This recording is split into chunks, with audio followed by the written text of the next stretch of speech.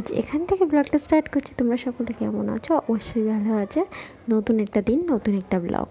তো প্রত্যেকটা দিনই নতুন নতুন করে স্টার্ট হয় আমাদের জীবনে, ভালো খারাপ মন্দ সব কিছু মিলেই নতুন ব্লগ।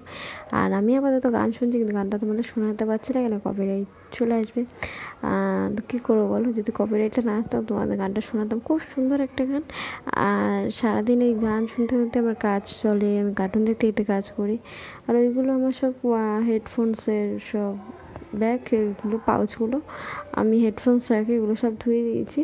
শুকাবে কখন আমি তো জানি না। লাস্ট পুজোর সময় সব পরিষ্কার করা হয়েছে ঘর দর। তারপরে দীপাবলি দেওয়ালির সময় একটু পরিষ্কার করেছি গুছিয়ে, কিন্তু আমি রোজ না ধুনো দিই, তো তার ফলে না প্রচণ্ড ধুলো হয়, এই জন্য প্রবলেম হচ্ছে। আর এই যে এখানে আমার তরকারি বেগুন ভাজা, ভাত হয়ে গেছে। আর এখানে হাফ করার মতন, মানে হাফ করাই ছিল, ওটা কমে গেছে বেগুন। তো এটা মশলা বেগুন, তোমার সাথে অবশ্যই আমি রেসিপিটা শেয়ার করবো। আমি 3, 4, 5 রকমের হয়তো এটা তৈরি করে, এক এক সময় এক রকম তৈরি করে, একই সাথে ভালো লাগে না হয়তো, এই জন্য কখনো মশলা বেশি থাকে, কখনো তার মধ্যে কিছু টুইস্ট দিই। আর আমার বেশিরভাগ মশলাই আমি বাড়িতে তৈরি করি।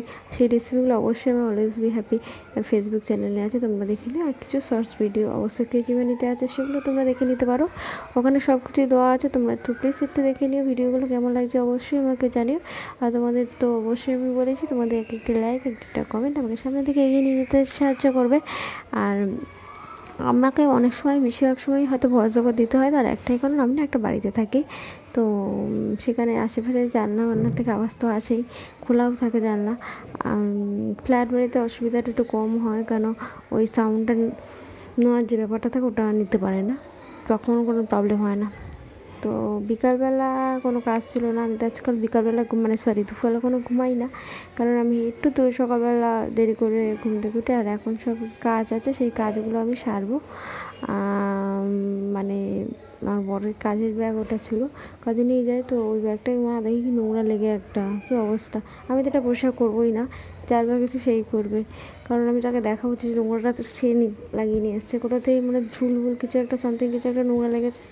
আর এগুলো সব কাচাকুচি সব কমপ্লিট হয়ে গেছে, সব গুছিয়ে রাখলাম, সরিয়ে রাখতে হবে। কিন্তু এইটা গুছানো হয়নি পুরোপুরি, কালকে গুছিয়ে নেবো ওগুলো, এখন ইচ্ছা হচ্ছে না।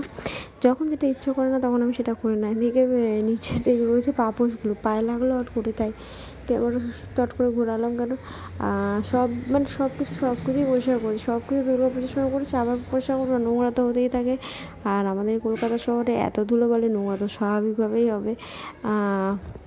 কলকাতা শহরটাকে খুব ভালোবাসি, কিন্তু নোংরা ধুলো ময়লা এইসবগুলো তো আর ভালোবাসা যায় না। তো চলো, ভিডিওটা আমি এখানে শেষ করি। তোমরা ভালো